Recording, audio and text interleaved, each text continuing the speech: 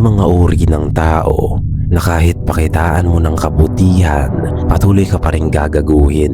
At hindi na ito palaisipan pa, hindi rin ito misunderstanding lang. Ito ang laro ng isang narcissistic na tao. At karamihan sa lalaki, hindi nila kaya at hindi nila alam kung paano mag-handle ng ganitong tao. Kaya anong nangyayari? Pinipilit nilang intindihin, pinipilit nilang pakisamahan, at pinipilit nilang patunayan ang sarili nila. Doon sila nasisira. Kaya sa video na ito, ipapakita ko sa iyo kung paano i-handle ang narcissistic na tao. Hindi para sabayan ang ego niya, kundi para talunin siya sa mismong laro niya. Matututunan mo rito kung paano mo siya ihahambol nang hindi ka nagiging narcissist din. At higit sa lahat, kung paano mo mapoprotektahan ang sarili mo sa mga ganitong kupal na tao. Dahil kung hindi mo naiintindihan ang kalaban mo, magiging laruan ka niyan. Kung gusto mong matutong lumaban sa mga ganitong tao nang hindi nagiging mahina o toxic at hindi kailangang mamisikal, mag-subscribe ka na dahil hindi ito para sa mahihina. Ito ang unang pagkakamali mo. Pinapansin mo siya. Makinig ka lakan. Narcissistic people feeds on attention. Kaya kapag binibigyan mo siya ng reaksyon, lalo siyang lumalakas at ginaganahan dahil nagbubunga ang ginagawa niya. Tandaan mo, your attention is his fuel. Naunawaan mo ba yan? Bakit ka pa magpapaliwanag? Bakit ka pa maghahanap ng approval niya? Para saan? Para maramdaman mong may palag ka. Kahinaan yan. At habang ginagawa mo yan, hindi mo rin namamalayan na yan na rin pala ang ginagamit niya laban sa'yo. Makinig ka. Ang gusto ng mga taong narcissistic ay walang iba kundi reaksyon ng biktima nila. Galit, inis, frustration. Tuwang-tuwa sila sa ganyan dahil kapag na-trigger ka, hawa ka na rin nila. Tandaan mo, a man who cannot control his emotions is easy to control by others. Nasusundan mo ba yan? Ilang beses ka nang pumatol at ilang beses ka nang napikon. Tapos anong nangyari? Ikaw ang nagmukhang talo. Alam mo kung bakit? Dahil binigay mo yung atensyon at reaksyon na gusto niyang makuha sa'yo. Kaya tandaan mo, calmness is power. Kapag hindi ka gumalaw, hindi ka na-trigger at hindi ka nag-react, siya ang mawawalan ng kontrol. Ito ang kulang sa'yo. Wala kang limit, wala kang boundaries para sa sarili mo at sarili mong emosyon. Makinig ka lakan.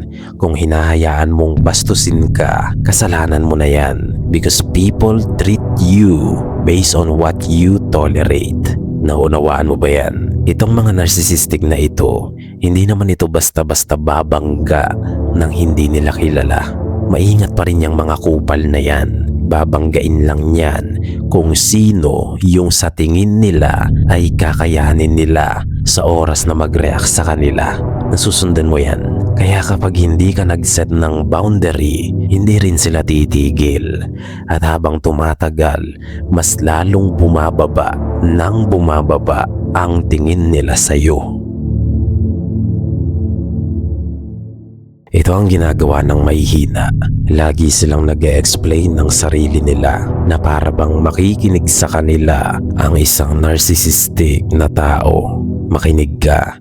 You don't owe them explanations. Dahil ang isang narcissistic na tao, hindi yan naghahanap ng katotohanan. Sarado ang tenga niyan sa katotohanan at mga paliwanag mo. Ang hanap niyan ay reaction at atensyon mo upang magkaroon siya ng kontrol sa'yo.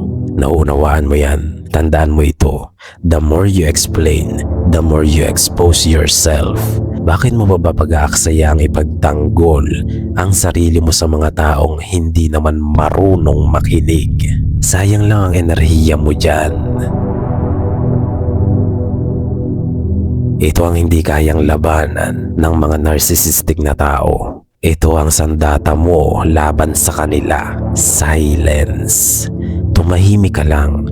Huwag kang magsalita o magbibigay ng kahit anong reaksyon. At alam mo kung bakit effective yan? Because narcissistic people hate being ignored. Ayaw na ayaw nila nang ini-ignore sila o hindi sila pinapansin. Diyan sila galit na galit. Kapag binabaliwala mo ang sinabi nila, hindi ka nagpa-trigger at hindi ka nag-react, diyan sila mapapahiya.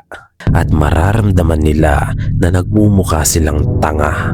Dahil kapag wala silang reaksyon na nakukuha, nawawala rin ang kapangyarihan nila na mag-control ng tao. Tandaan mo, silence is control. Nasa sayo kung mananahimik ka at hindi sila papansinin o bibigyan mo sila ng reaksyon at atensyon na hinahanap nila. Kaya mo bang hindi sumagot? Kaya mo bang hindi pumatol? O kailangan mo laging may huling salita para ma-feel mo na hindi ka kawawa? Kung kailangan mo mag-explain din at pumatol, ikaw ang kontrolado nila. Makinig ka, hindi mo matatalo sa salita ang mga taong narcissistic. Matatalo mo sila sa level mo. Ganito yan, kapag may disiplina ka, may direksyon at may resulta, wala silang hawak sa'yo. Dahil ikaw ang nasusunod sa sarili mo, hindi ka reactive. Because real power is self-respect. Kung may respeto ka sa oras mo, enerhiya mo, at sa peace of mind mo, hindi ka naman maapektuhan sa kanila, hindi ba? Dahil alam mong yung mga sinasabi nila ay hindi totoo at pang-trigger lang talaga. Kaya bakit ka maapektuhan?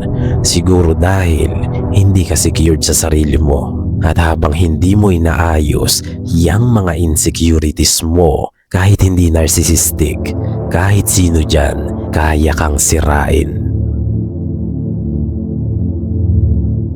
Ito ang pinakamahirap na gawin kapag tinitrigger ka ng isang narcissistic na tao, ang umalis. Alam mo kung bakit? Dahil naroon yung urge na i-explain ang sarili mo na naman at patunayan sa kanilang mali sila. Kaso, hindi nga gagana yan sa mga narcissistic dahil hindi naman lahat ng laban ay dapat labanan. Minsan, mas mananalo ka kapag lumayo ka. Makinig ka. You don't fix narcissist. You remove yourself from them. Naunawaan mo ba yan? Kapag alam mong narcissistic itong tao na ito, pabayaan mo na. Wala nang pag-asa yan.